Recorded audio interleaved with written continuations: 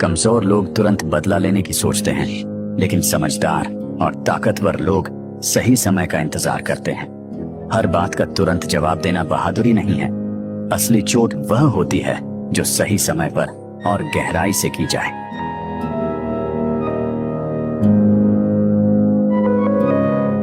Infirmary से निकलने के बाद लियो सीधा ट्रेनिंग ग्राउंड में जाता है, जहां पर उसके सारे क्लासमेट्स उसका वेट कर रहे थे। स्प्रिंग क्लैन का जो प्रिंस होता है वो उसे देखकर बहुत ज्यादा खुश होता है कि फाइनली ये पेजेंट ब्लड यहाँ पर आ गया है। लेकिन लियो वहां पर एक एब्सोल्यूट हीरो की तरह जाता है। उसका मास्टर उसे देखकर बहुत ज्यादा खुश होता है कि फाइनली तुम यहाँ पर आ गए हो। और लियो कहता है कि हाँ मास्टर, मैं कम्प्लीटली ठीक हो चुका हूँ। उसका मास्टर उसे कहता है कि मैंने तुम्हें सारी थ्योरी सिखाई तो थी, क्या तुम्हें वो याद है? लियो कहता है कि हाँ। उसके बाद वो उसे शील्ड और एक स्वॉर्ड देता और कहता है कि वहां पर फॉर्मेशन में जाकर खड़े हो जाओ, मैंने तुम्हें वो पोजीशन दी है जो कि सबसे कम स्ट्रेसफुल है। और इसी बीच जो इस ग्रुप का लीडर होता है, स्प्रिंग क्लैन का प्रिंस, वो उसे ताना मारने की कोशिश करता है, उसे गंदा खून बोलता है, लेकिन लियो उसकी एक भी बात का जवाब नहीं देता है और साइड से निकल जाता है, जो कि उसे बहुत बुरा लगता है कि तू मेरी बात को इग्नोर कर रहा है। और ये कमेंट करने के बाद लियो बस उसकी तरफ मुड़कर देखता है और उसे कहता है कि इतनी भी क्या जल्दी, मैं तुझे जल्दी ही बताऊंगा कि तेरी क्या गलती थी और तूने क्या क्या गलत बोला है।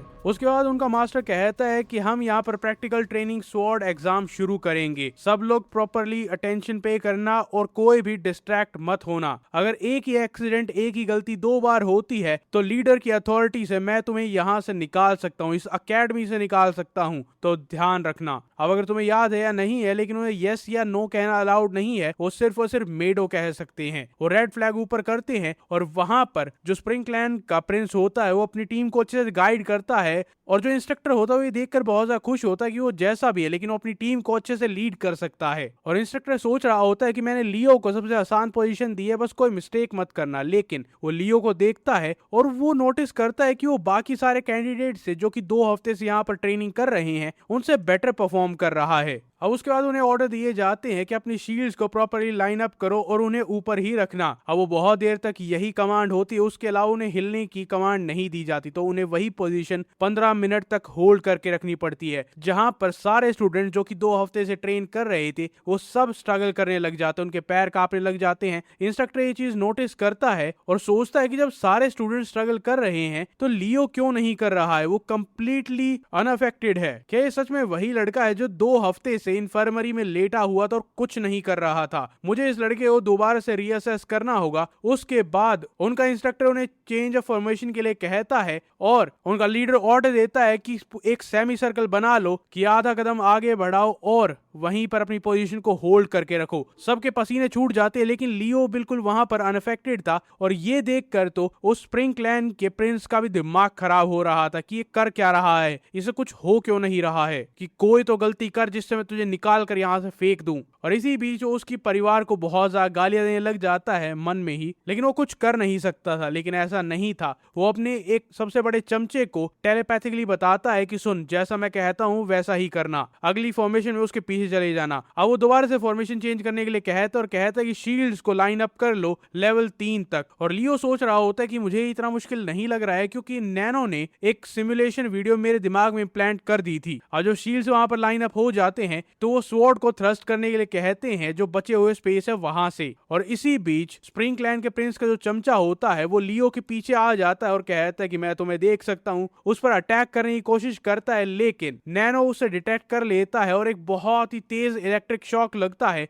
और वो उड़ते हुए दूर जाकर गिरता है। और ये एक बहुत ही पावरफुल रिबाउंड था जो कि ना तो स्प्रिंग क्लैन का प्रिंस एक्सपेक्ट कर रहा था, ना ही उसका चमचा एक्सपेक्ट कर रहा था। और वो इस चीज के लिए भी लियो को ही ब्लेम कर रहा था। अब इंस्ट्रक्टर उसके पास आता है और कहता है कि तू फिर से, जब लास्ट टाइम उस दूसरे कैंडिडेट नंबर 23 जो कि अब टकला हो चुका है, उसे भी तलवार तूने ही मारी थी, अब तू फिर से लियो के पीछे जाकर उसे मारने वाला था। अब वो उठने की कोशिश करता है लेकिन उसकी एंकल में अभी भी दर्द हो रहा था क्योंकि नैनो ने उसे जो शॉक दिया था वो बहुत ज्यादा पावरफुल था। अब वो लीडर उस पर बहुत ज्यादा गुस्सा हो जाता है और उसे चिढ़ तब मचती है जब लियो पीछे मुड़कर उसकी तरफ देखता है और स्माइल करता है। वो तब भी अपने दांत टाइट करके गुस्सा कर रहा होता है और उसके इंस्ट्रक्टर उसे कहता है कि तू मानेगा नहीं, अब से तुझे 4 दिन तक कोई रेस्ट नहीं मिलेगा। उसे अपने स्टिक से पनिशमेंट तो मिलती ही है, उसके साथ साथ अब वो रात को सिर्फ सोएगा, अगले 4 दिन तक वो लगातार ट्रेन करेगा और उसे ट्रेन करने वाला होगा यही इंस्ट्रक्टर। वो अब भी कुछ बोलने की कोशिश करता है लेकिन उसका इंस्ट्रक्टर कहता है कि तू जबान लड़ाएगा।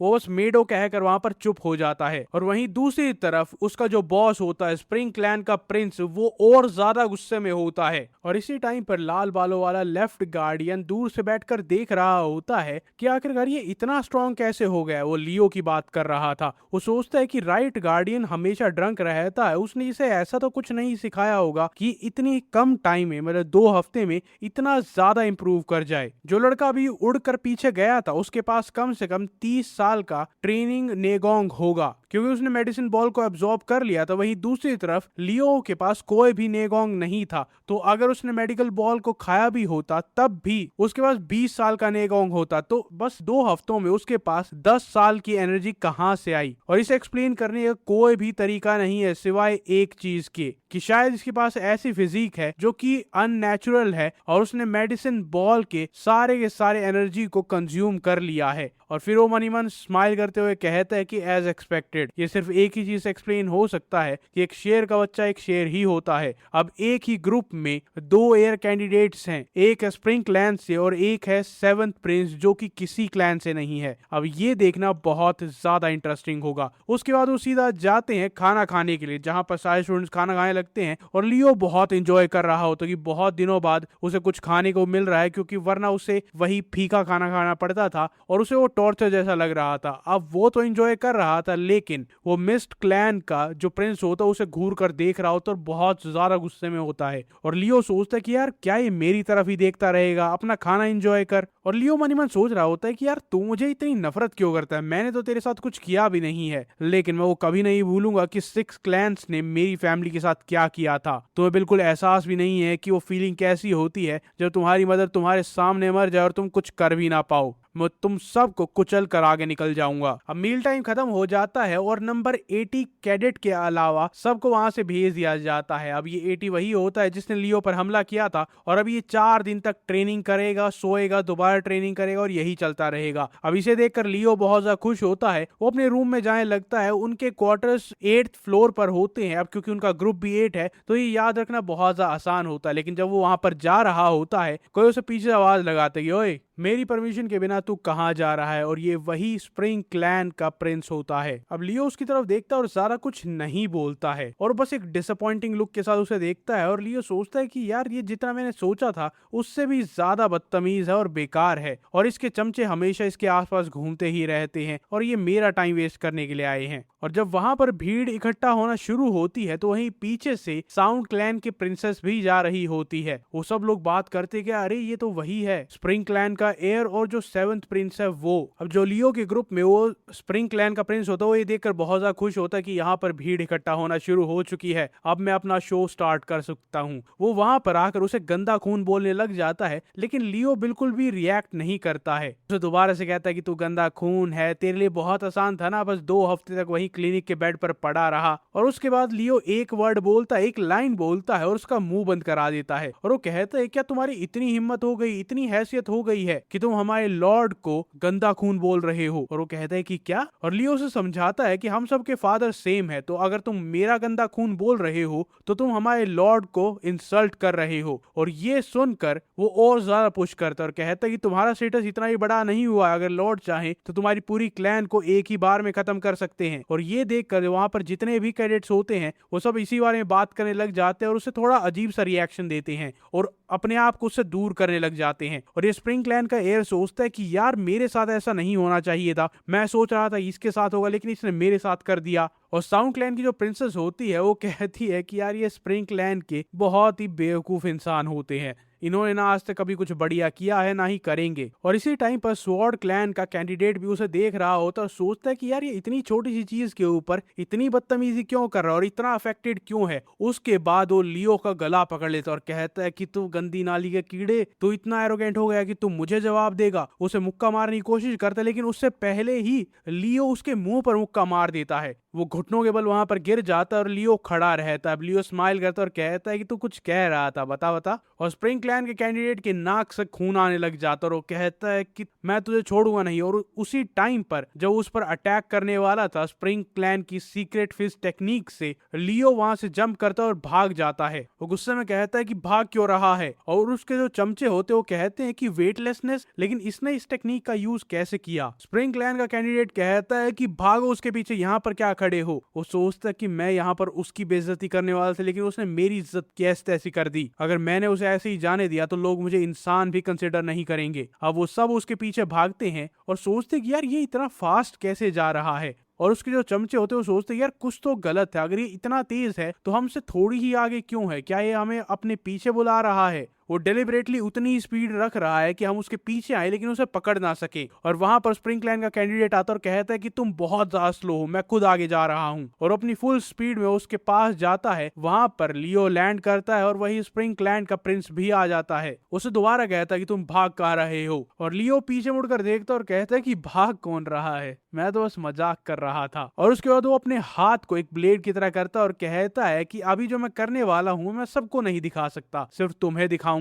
अपने हाथ में थोड़ी एनर्जी स्टोर करता है और सीधा उसके सर पर मारता है। अब स्प्रिंग क्लैन का प्रिंस बहुत मुश्किल से अपने आप को डिफेंड कर पाता, लेकिन तब भी उसकी पावर इतनी ज्यादा थी कि वो बहुत पीछे पुश बैक हो जाता है। वो सोचता है कि मैंने 7 स्टार डिफेंस टेक्निक का यूज किया था अपने आप को डिफेंड करने के लिए, लेकिन तब भी मैं इतनी पीछे आ गया। और वो हॉरर में लियो की तरफ देखता है और कहता है कि तुम्हें मार्शल आर्ट्स कैसे आते हैं। और अब मार खाने के बाद उसे अपने चमचों की बात याद आती है कि इसने वेटलेसनेस जो टेक्निक यूज की थी वो भी काफी ज्यादा फास्ट थी। और फर्स्ट टेस्ट में इसके पास एब्सोल्युटली 0 नेगोंग थी, तो 1 हफ्ते में या 2 हफ्ते में इतना ज्यादा इंप्रूव कैसे कर सकता है। और लियो उसे देखकर स्माइल करता और कहता है कि बहुत बढ़िया, ये जल्दी जल्दी फ्रस्ट्रेट हो रहा है जैसा मैंने एक्सपेक्ट किया था। और वो इतना ज्यादा फ्रस्ट्रेट हो जाता है कि तू ये मूवमेंट कैसे कर पा रहा है। अब लियो जल्दी से उसके पास जाता है और butterfly dance, second formation, light butterfly, circular movement सब कुछ करता है और उस पर अटैक करता है, लेकिन वो नियरली उसे अवॉइड कर देता है। और एक काउंटर अटैक के साथ उसके पेट में एक जोरदार मुक्का मारता है, जिसकी वजह से लियो दूर जाकर गिरता है। नहीं, उससे पहले वो उसे 2 पंच और मारता है जो कि स्प्रिंग क्लैन की फिस्ट टेक्निक सेकंड फॉर्मेशन से होते हैं। और ये 2-3 मुक्के खाने के बाद वो दूर जाकर गिरता है और लियो सोचता है कि यार ये क्या हो रहा है, इसके पास अभी भी मुझसे ज्यादा नेगोंग है, शायद इसके पास एडमिशन लेने से पहले भी नेगोंग होगा और वो भी बहुत ज्यादा होगा। उसके बाद इसने मेडिसिन बॉल खाई तो और ज्यादा हो गया होगा, लेकिन तब भी मैं इसका मुकाबला कर सकता हूँ और खुद को बचा सकता हूँ। मुझे अटैक करना होगा इतनी जल्दी कि इसके पास काउंटर अटैक का टाइम ही ना बचे। लियो पूरी स्पीड में वहां पर जाता है और वो एक अपनी आफ्टर इमेज छोड़ देता है, जो कि एक टेक्निक होती है कि एक इंसान के जाने के बाद भी वहां पर वो दिखाई देता है। और ये टेक्निक देखकर वो और उसके बाकी सारे चमचे हैरान रह जाते हैं कि ये गंदी नालिया कीड़ा ये सारे मार्शल आर्ट्स कैसे कर पा रहा है। लियो अपने हाथ से एक चॉप करता है और वो नियरली उसे अवॉइड कर लेता है, लेकिन उसके बाद उसके मुंह पर एक लात मारता है, जिसकी वजह से लियो दूर जाकर गिरता है। और इस टाइम पर लियो के मन में ये चल रहा था कि इसकी फॉर्मेशंस काफी अच्छी हैं, लेकिन जो स्प्रिंग क्लैन का प्रिंस था वो सोचता है कि इसे कोई आइडिया नहीं है कि दुश्मन अगर काउंटर अटैक करेगा तो क्या करना है। इसने बस फॉर्मेशन सीखी है, पंच मारना सीखा है, किक करना सीखा है, लेकिन मार्शल आर्ट्स नहीं सीखा है। और अब वो लियो के मुंह पर कहता है कि मुझे पक्का पता था कि तुमने कोई ऐसी स्किल यूज की है जो तुम्हें सूट नहीं करती, लेकिन मुझे कहाँ पता था कि तुम कंप्लीटली इम्प्रोवाइज कर रहे हो। और लियो सोचने लग जाते ही कहीं से पता तो नहीं चल गया है कि मैंने ये सारी चीजें यानी एक पूरी टेक्निक के बस 2 फेज सीखे हैं, वो भी 2 हफ्ते पहले। और अब लियो सोचने लग जाता कि मुझे लगा था बस मैं टेक्निक्स को सीख कर सब कुछ कर सकता हूँ, किसे पता था कि एक्सपीरियंस इतना बड़ा गैप क्रिएट कर देता है। उसके बाद वो दोनों ही तैयार होते हैं फाइट करने के लिए। वो भी स्प्रिंग क्लैन टेक्निक के साथ आगे बढ़ता है उस पर अटैक करने के लिए। लियो वहां पर कहता है कि क्या करना क्या करना, क्या करूं। तभी वहां पर खतरा महसूस होता है और नैनो सेल्फ डिफेंस को एक्टिवेट कर देता है। और उसके अटैक्स को देखकर बेस्ट चीज आती है, बेस्ट रिस्पॉन्स आता है बॉक्सिंग का। अब वो जैसे ही उस पर स्प्रिंग टेक्निक से अटैक करने के लिए आता है, लियो साइड में हटता है और उसे एक अपर कट मारता है जो कि सीधा उसकी चिन पर कनेक्ट होता है। उसके मुंह से खून आने लग जाता है और लियो सोचता है कि ये क्या था। और स्प्रिंग क्लैन का जो प्रिंस था वो सोचने लग जाता है कि ये कौन सी टेक्निक थी, ये मार्शल आर्ट्स तो नहीं था। अब नैनो से बताता है कि ये optional built in self defence martial arts था बॉक्सिंग, और ये एक ट्यूटोरियल था। लेकिन लियो से पूछता है क्या इस बॉक्सिंग की जगह मैं बटरफ्लाई टेक्निक को यूज कर सकता हूँ, और नैनो से बताता है कि एनालिसिस पहले ही पूरा हो चुका था और तुम ये यूज कर सकते हो, तो क्या तुम यूज करना चाहोगे? और लियो कहता है कि हाँ, क्यों नहीं। और इस टाइम पर स्प्रिंग क्लैन का जो प्रिंस होता है वो कहता है कि तेरे पास भी एक दो टेक्निक्स थी, कोई बात नहीं, मैं तेरी सारी टेक्निक्स की ऐसी तैसी कर दूंगा। वो वापस दोबारा उस पर अटैक करने के लिए आता है, बहुत सारे पंचेस के साथ उस पर अटैक करता है कि वो उसे ओवरवेल्म कर देगा। लेकिन अब नैनो की मदद से उसे पहले ही पता था कि कौन सा अटैक, कौन सा पंच कहां पर लैंड करने वाला है, इसीलिए वो बहुत आसानी से उसे डॉज कर लेता है। अब ये बात स्प्रिंग क्लैन के प्रिंस को बर्दाश्त नहीं होती है, वो तब भी उस पर बार बार अटैक करता रहता है। लेकिन अब लियो उस पर अटैक करता है और उसके हर एक पंच लैंड करते हैं। और इसी टाइम पर जब वो मार खा रहा होता है, उसकी एक कोर मेमोरी उसके सामने आ जाती है, जब उसकी मदर उसे कहती कि अगर तुम बहुत कामयाब बनोगे तो तुम्हारे लॉर्ड नहीं, तुम्हारे फादर तुम पर ध्यान देंगे और हमारे पास वापस आ जाएंगे। और उस टाइम पर शायद वो 7th क्वीन के पास होते हैं, जो कि लियो की मदर थी। लेकिन जब ये स्प्रिंग क्लैन का प्रिंस ऐसा नहीं कर पाता है तो उसकी मदर उसे ही मारने लग जाती है कि सारी गलती तुम्हारी है, तुमने ये सब कुछ किया है, तुम लायक नहीं हो, इसलिए ये सब कुछ हुआ है, इसलिए लॉर्ड तुम्हारे फादर यहाँ से चले गए हैं। लेकिन फिर वो सोचता है कि ये मेमोरीज अब वापस क्यों आ रही हैं, और इसी वजह से वो लियो से इतनी नफरत करता भी है। सैड स्टोरी है, लेकिन है तो ये हमारे हीरो का दुश्मन। वो उस पर अटैक करने के लिए जाता है, लेकिन लियो उसका मुंह पकड़ता है और उसे जमीन में गाड़ देता है और कहता है कि बकवास करना बंद करो। वो तब भी उस बेहोशी की हालत में भी लियो को गाली देता रहता है, अपने मुंह पर हाथ रख लेता ताकि उसके आंसू दिखाई ना दे। लेकिन लियो उसे कहता है कि ये सब कुछ तेरी गलती की वजह से हुआ है, क्योंकि तूने ये शुरू किया था। अब लियो ने स्प्रिंग क्लैन के प्रिंस को हरा दिया था, वो नीचे जमीन पर पड़ा था और लियो ऊपर खड़ा था। और वहीं पर उसके जो दो चमचे थे वो आपस में बात करते कि इसने सच में प्रिंस को हरा दिया है, अगर हम दोनों मिलकर भी उससे लड़े तो हम प्रिंस को नहीं हरा पाएंगे, और इसको तो बिल्कुल नहीं हरा पाएंगे, तो क्या करें? उनमें से एक लड़का कहता है कुछ दिनों पहले इसके पास 0 नेगोंग था, तो ये अचानक से 2 हफ्तों में इतना स्ट्रॉन्ग कैसे बन गया? और दूसरा चमचा कहता है कि अरे उसको छोड़ो, अब करना क्या है वो बता। और लियो उनकी तरफ देखता और कहता है कि क्या तुम मुझसे लड़ने वाले? और वो दोनों कहते हैं नहीं नहीं नहीं नहीं, हम नहीं लड़ेंगे। लियो कहता है तो लेकर जाओ इसको। वो कहते हैं कि प्रिंस क्या आप ठीक हैं? और उस टाइम पर लियो सोचने लग जाता है कि अगर मेरे पास थोड़ी और अथॉरिटी होती तो क्या लोग भी मुझे ऐसे ही ओबे करते, मेरी बातें मानते, मेरे आगे पीछे घूमते? और इस टाइम पर वो स्प्रिंग क्लैन का जो प्रिंस था वो गुस्से से लाल हो जाता और कहता है कि मैं अपने आप चल कर जाऊंगा। उसके चमचे कहते लेकिन प्रिंस आप चलने की हालत में नहीं है। और उसके बाद भी वो लियो पर चिल्लाता रहता है कि तूने मुझे खत्म क्यों नहीं किया? और लियो उसे कहता है कि अगर सेकंड टेस्ट एक ग्रुप टास्क ना होता तो मैं तेरा सर खोल देता। और वो प्रिंस तब भी चिल्लाकर कहता है तो करना डरपोक। उसे तब भी वही गंदा खून बोलने लगता है। और लियो कहता है कि तू ढंग से खड़ा भी नहीं हो पा रहा है और तब भी इतनी बकवास कर रहा है। और वो प्रिंस तब भी उस पर चिल्लाता रहता, उसे गालियां देता रहता, उसके परिवार को गालियां देता है। लेकिन लियो का हो चुका था, वो कहता है कि भौंकता रहे, और वहां से जंप करता और निकल जाता है। और वो प्रिंस बस और बस उसे देखता रह जाता है। अब जब लियो आगे जा रहा था तो सोच रहा था कि ये बहुत ज्यादा खतरनाक था, अगर नैनो यहाँ पर ना होता तो मैं इस फाइट को पक्का हार जाता। मैंने मार्शल आर्ट्स को जल्दी जल्दी सीख लिया था, लेकिन मैंने एक्सपीरियंस को कंप्लीटली साइडलाइन कर दिया था, जो कि बहुत ज्यादा जरूरी था। और मैं कभी भी अपने टीचर जैसा नहीं बन पाऊंगा अगर मैं बस और बस टेक्निक्स को कंप्लीटली सीखता रहूंगा लेकिन उसके बारे में एक्सपीरियंस गेन नहीं करूंगा तो। और वो कहता है कि अगर मुझे एक हायर स्टेटस अचीव करना है जहां पर लोग मुझे रिस्पेक्ट करें तो मुझे ज्यादा नेगोंग और ज्यादा एक्सपीरियंस चाहिए। लेकिन 6 क्लैंस मेरा पीछा नहीं छोड़ेंगे अगर मैं ये करता रहूंगा तो, इसीलिए मुझे कोई एक ढंग की शांत जगह चाहिए। उसके बाद वो एक गुफा में जाता है जहां पर एक लेक होती है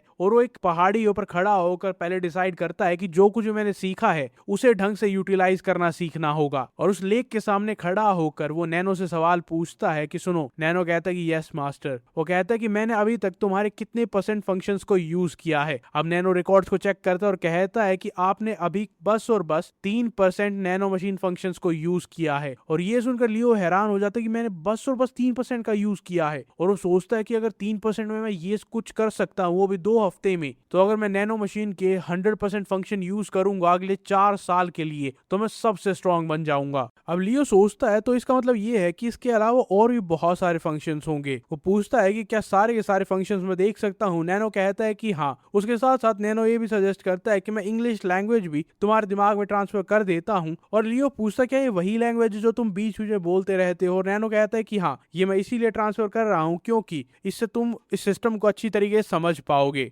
ये है 7th जनरेशन नैनो मशीन। और जैसे ही नॉलेज ट्रांसफर होना शुरू होती है उसके दिमाग में झटके लगते हैं और वो बहुत ज्यादा ओवरवेल्म हो जाता है, क्योंकि इस बार जो ट्रांसफर ऑफ इंफॉर्मेशन था वो बहुत ज्यादा था। वो कंप्लीट हो जाता है और लियो कहता है कि इस बार बहुत इंफॉर्मेशन थी, लेकिन अच्छी बात ये है कि मुझे उल्टी जैसा फील नहीं हो रहा है, बस थोड़े से चक्कर आ रहे हैं। वो सोचता है कि बहुत बढ़िया बात है। उसके बाद वो फंक्शन सर्च करता है और उसके आसपास बहुत सारे होलोग्राम्स आ जाते हैं, हर एक फंक्शन को दिखाते हुए कि वो क्या क्या यूज कर सकता है। वो देखकर बहुत ज्यादा हैरान होता है कि ये है क्या, ये क्या क्या चीजें हैं। और उसके बाद उसकी एक नजर पड़ती है repetitive battle in augmented reality, मतलब एक ही बैटल को बार बार लड़ सकता है ऑगमेंटेड रियलिटी में, एक बिल्कुल वीडियो गेम की तरह। और उसे देखकर वो सोचता है कि अगर ये सही से काम करेगा तो मुझे जितना एक्सपीरियंस चाहिए मैं सब कुछ इसी से गेन कर सकता हूँ। और उसमें लिखा होता है कि मोशन एनालिसिस पहले कंप्लीट होना चाहिए सिमुलेशन से। और वो पूछता है कि अभी जो स्प्रिंग क्लैन का प्रिंस था मैं उसके साथ दोबारा से फाइट कर सकता हूँ। और नैनो कहता है कि अनफॉर्चुनेटली हमारे पास उतना डेटा नहीं है कि हम फ्रीली उसे यूज कर सके, लेकिन मैंने वो लास्ट फाइट रिकॉर्ड की थी, इस वजह से तुम वो लास्ट फाइट दोबारा से कर सकते हो।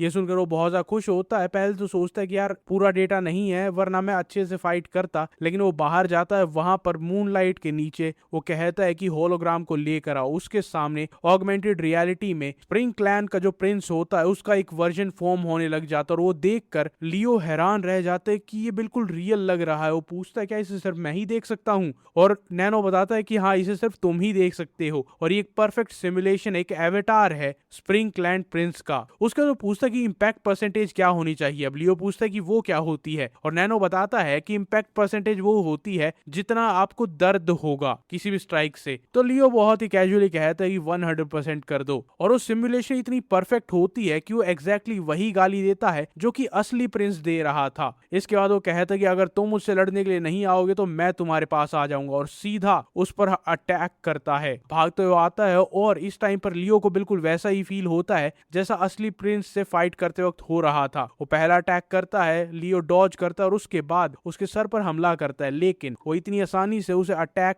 लैंड नहीं करवा पाता है क्योंकि वो एवेटार स्माइल करता है और कहता है कि तुझे क्या लगा था इतने घटिया से अटैक से तू मुझे हरा देगा। वो उस पर दोबारा अटैक करता है और वो उड़ते हुए दूर जाकर गिरता है। लियो सोचता है कि यार मुझे दर्द क्यों हो रहा है, और नैनो मशीन उसे बताता है कि यही था जो मैं पूछ रहा था कि इम्पैक्ट कितना होना चाहिए, और तुमने कहा था 100% होना चाहिए, तो अब भुगतो। वैसे अगर तुम चाहो तो मैं इम्पैक्ट को कम कर सकता हूं। लेकिन अब लियो गुस्सा हो चुका था और कहता है कि नहीं, इम्पैक्ट को 100% ही रहने दो, मैं इसे अब बताऊंगा। मुझे अभी तक गुस्सा नहीं आया था लेकिन अब बहुत गुस्सा आ रहा है। एक तो ये बिहेव भी वैसा ही कर रहा है, मुझे दर्द भी वैसा ही हो रहा है। अब लियो गुस्से में उसकी तरफ जाता है और एवटार से बार बार लड़ता रहता है। फाइनली मूनलाइट के नीचे वो बिल्कुल ऑलमोस्ट बेहोशी की हालत में पड़ा हो तो वो हाफ रहा होता है और वो नैनो से पूछता है कि क्या टाइम हुआ है, और वो बताता है कि 9 से 11 के बीच में टाइम हुआ है। और वो कहते हैं कि नहीं, मैं इस एवेटार से 15 टाइम तक लड़ता रहा और बस आखिरी राउंड जीता हूं, मैं 14 बार हारा हूं इससे। पहली फाइट बस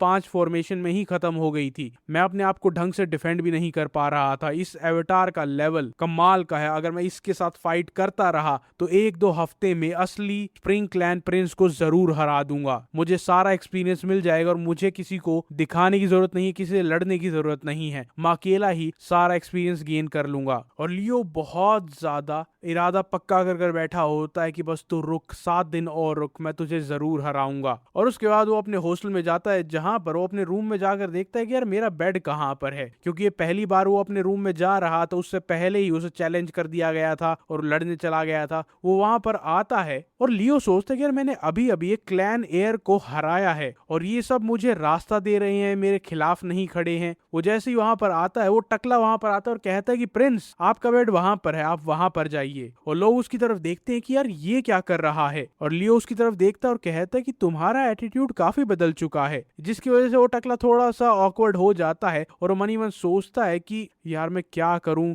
और लियो उससे पूछता है क्या तुम्हें मुझसे कुछ चाहिए। उसके मन में चल रहा होता है कि स्प्रिंग क्लैन प्रिंस ने मुझे पहले ही अबैंडन कर दिया है, तो अब मेरे पास हारने के लिए वैसे भी कुछ नहीं है, तो मैं अपना चांस लूंगा। और वो उसके सामने, लियो के सामने घुटने रख कर कहता है मैं हूं कैडेट नंबर 23 बॉन्ग और मैं आपको सर्व करना चाहता हूं एज माई मास्टर। और ये लियो के लिए बहुत ज्यादा शॉकिंग चीज थी कि उसके पास कोई असली पावर नहीं है, कोई असली क्लैन नहीं है, कोई फैमिली उसे सपोर्ट नहीं करती है, कोई पॉलिटिकल पावर नहीं, लेकिन तब भी ये उसका सर्वेंट बनना चाहता है। और जब ये सब कुछ चल रहा होता है वहां पर बाकी सारे कैडेट्स जो कि उसी के टीम के होते हैं वो कहते हैं कि इसने अभी अभी क्या कहा, लॉयल्टी, ओथ, वो भी सेवंथ प्रिंस के जिसके पास कोई पावर नहीं है। ये टकला पागल हो गया है। यहाँ तक कि लियो भी हैरान होकर पूछता है कि तुम मुझे अपना मास्टर बनाना चाहते हो, आर यू श्योर कि आगे पीछे देखो कहीं किसी और को तो नहीं कह रहे हो। उसके बाद बॉन्ग कहता है कि मैं कंप्लीटली अपने एक्शंस को रिग्रेट करता हूँ, जो भी मैंने पहले किया था वो मेरे बैड मैनर्स थे और आज के बाद मैं अपने एक्शंस को सुधारूंगा और हमेशा के लिए आपको सर्व करूंगा और आपके लिए लॉयल रहूंगा। इस टाइम पर लियो जवाब इसलिए नहीं दे रहा था क्योंकि वो सोचता है कि मेरा एक सर्वेंट जिसे हमेशा दूसरों पर यकीन करने में दिक्कत रही है, और बॉन्ग इस टाइम पर सोच रहा था कि प्लीज प्लीज, और लियो ये सोच रहा होता है कि यार एक इंसान मेरा सर्वेंट बनना चाहता है जब मैं उसे कुछ भी गारंटी नहीं कर रहा हूँ, ना ही उसे मजबूर किया जा रहा है। और ये सोचकर लियो स्माइल करने लग जाता है और बॉन्ग समझ जाता है कि उसके मास्टर ने उसकी रिक्वेस्ट को एक्सेप्ट कर लिया है और वो बहुत ज्यादा खुश होता है और थैंक यू कहने लग जाता है। वो कहता है कि मैं अपना एब्सोल्यूट बेस्ट करूंगा, मैं कभी भी आपको लेट डाउन नहीं करूंगा। और तभी वहां पर स्प्रिंग क्लैन का एयर आता है और कहता है कि मैं थोड़ी देर के लिए यहाँ से क्या गया, तुमने ये बेवकूफी शुरू कर दी है। और उसका जो चमचा होता है वो कहता है कि कीड़े तू कर क्या रहा है, तू किसे लॉयल्टी शो कर रहा है। और ये देखकर बॉन्ग थोड़ी देर के लिए डर जाता है कि यहाँ पर स्प्रिंग क्लैन का प्रिंस आ गया है, लेकिन फिर वो सोचता है कि मुझे डर नहीं दिखाना चाहिए। और इसी बीच लियो कह देता है कि तू किसी और के सर्वेंट को कीड़ा बोलने वाला होता कौन है, कीड़ा तू है जो उसके तलवे चाटता रहता है। अब वो गुस्सा होकर लियो पर अटैक करने के लिए आता है और लियो भी उसे कहता है कि हकला क्यों रहा है, आजा अटैक करने के लिए। वो भागकर अपनी सारी एनर्जी इकट्ठा करता है और उस पर अटैक करने के लिए जाता है, लेकिन लियो बहुत आसानी से साइड में हटता है और उसकी गर्दन पर एक चॉप करता है जिसकी वजह से वो बेहोश होकर नीचे गिर जाता है। और ये देखकर लियो सोचता है कि ये उस अवतार के कंपैरिजन में जो कि ऑगमेंटेड रियलिटी में था ये तो कुछ नहीं है। और बॉन्ग ये देखकर बहुत ज्यादा हैरान हो जाता है और खुश होता है कि मैंने सही मास्टर को चूज किया है। और उसके बाद वो स्प्रिंग क्लैन के प्रिंस की तरफ देखता है और कहता है क्या तुम्हें दोबारा लड़ना है, लेकिन वो वहां पर मुंह चढ़ाकर कहता है कि जब तक एंजॉय कर सकते हो कर लो, तुम्हें सिर्फ एक सर्वेंट मिला है, कुछ भी बदला नहीं है, तुम अब भी वही गंदे खून वाले इंसान हो। अब जैसे ही स्प्रिंग क्लैन का प्रिंस उसे अवॉइड करता और फाइट नहीं करता है, सबके मन में यही आ जाता है कि ये रियलिटी बिल्कुल बदल चुकी है। वो विशियस आदमी जो कभी लड़ने से पीछे नहीं हटता था, अगर कोई उसके खिलाफ कुछ उल्टा बोल दे तो उसे बहुत मारता था, वो आज फाइट से पीछे हट रहा है। लेकिन इसका मतलब ये नहीं है कि स्प्रिंग क्लैन की अथॉरिटी कम हो गई है, वो अब भी उतनी ही है। लेकिन फिर भी सबको ये लगता है कि शायद ये इंसान इस डिमोनिक अकेडमी में एक नया चेंज लेकर आ सकता है। अब इन सारे इंसिडेंट के एक हफ्ते बाद का सीन दिखाया जाता है जहां पर सेकंड टेस्ट का दिन था, जहां पर उनका इंस्ट्रक्टर कहता है कि मैंने तुम्हें सब कुछ सिखा दिया था, आज टाइम है तुम्हारे परफॉर्म करने का, अब और अपनी परफॉर्मेंस के लिए सिर्फ और सिर्फ तुम ही जिम्मेदार रहोगे। सारे स्टूडेंट्स अंडरस्टूड और मैडो कहकर चिल्लाते हैं। उसके बाद वहां पर जो लेफ्ट गार्डियन होता है लाल बालों वाला, वो कहता है कि अब हम चूज करेंगे कौन सा ग्रुप किसके अगेंस्ट में जाएगा। ग्रुप 1 to 4 यहाँ पर आकर पिक करेंगे कि उनमें किसका मैच किसके साथ होगा, फिर 5 to 8 और उसके बाद 9 to 12। सबसे पहले वो बुलाते हैं ग्रुप 1 और 4 को। ग्रुप 2 और 3 के लीडर्स चेंज हो चुके थे, मतलब कुछ दिनों पहले जो लीडर्स थे अब वो वहां पर नहीं थे, लेकिन ग्रुप 1 का लीडर वही था जो पहले था, डार्क क्लैन का प्रिंस। और वो इस चीज को देखकर, मतलब लेफ्ट गार्डियन इस चीज को देखकर बहुत ज्यादा एक्साइटेड था कि दो लोग चेंज हो चुके हैं। अब वो देखते हैं किसका मैच किसके साथ होगा। पहला मैच होगा ग्रुप 1 वर्सेस ग्रुप 3, दूसरा मैच होगा ग्रुप 2 वर्सेस ग्रुप 4। इसके बाद बताया जाता है ग्रुप 5 टू ग्रुप 8 के लीडर्स आगे आ सकते हैं। उसमें भी दो लोग बदल गए थे और वो कहते कि वेट एक सेकेंड, ग्रुप 8 का लीडर तो पहले स्प्रिंग क्लैंस का एयर या फिर स्प्रिंग क्लैंस का प्रिंस था, लेकिन अब यहाँ पर 7th प्रिंस आ चुका है, जो देखकर साउंड क्लैन के प्रिंसेस बहुत ज्यादा चिढ़ जाती कि मैंने उसे पहले ही वॉर्न किया था कि ध्यान से रहना, लेकिन तब भी उस गधे के दिमाग में बात नहीं गई। अब हमें बताया जाता है कि आखिरकार ये सारे के सारे लीडर्स चेंज कैसे हुए थे और क्यों हुए थे। आज से एक दिन पहले का सीन दिखाया जाता है जहां पर सब लोग ट्रेन कर रहे होते हैं और स्प्रिंग क्लैन का प्रिंस ऊपर पहाड़ पर खड़ा होता है और अपना आप से ही बात कर रहा होता है कि सारे के सारे इडियट्स हैं, इन्हें ये नहीं पता है कि सब लोग इनकी स्ट्रेटेजी देख रहे हैं कि ये कैसे प्ले कर रहे हैं और इन्हीं के खिलाफ यूज करेंगे। उसके बाद वो मुड़कर वहां से जाने लगता है और सोचता है कि मैं थोड़ी बहुत मार्शल आर्ट्स की ट्रेनिंग कर लेता हूँ। तब वहां पर साउंड क्लैन की प्रिंसेस आती है और कहती है कि तुम कहाँ जा रहे हो, और वो कहता है कि अच्छा तो तुमने यहाँ पर बुलाया था। उसके बाद वो उसे इग्नोर करके वहां से जाने लग जाता है, लेकिन उसके सामने आते और कहती है कि मैंने तुम्हें यहाँ बुलाया और तुम मुझे ही इग्नोर करके जा रहे हो। और वो चिड़चिड़ा कर उससे पूछता है कि बताओ तुम्हें क्या कहना है। और साउंड क्लैन के प्रिंसेस कहती है कि मैंने यहाँ पर इतने थॉट्स के बाद, इतना सोचने समझने के बाद यहाँ पर बुलाया था और तुम मुझे ऐसे ट्रीट करोगे। वो चिढ़कर वहां से जाने लगता है कि मेरा टाइम वेस्ट मत करो, तुम जैसे इडियट्स के साथ मेरा कोई काम नहीं है। तुमने यही कहा था कि स्प्रिंग क्लैन में से आज तक कोई भी ढंग का इंसान नहीं निकला है, वहां पर सब लोग इडियट्स हैं, तो तुम मुझसे क्यों बात कर रही हो। और वो कहते कि तुम कितने ज्यादा अनोइंग हो, मैं यहाँ पर तुम्हारी मदद करने के लिए आई हूँ, तो सुनो।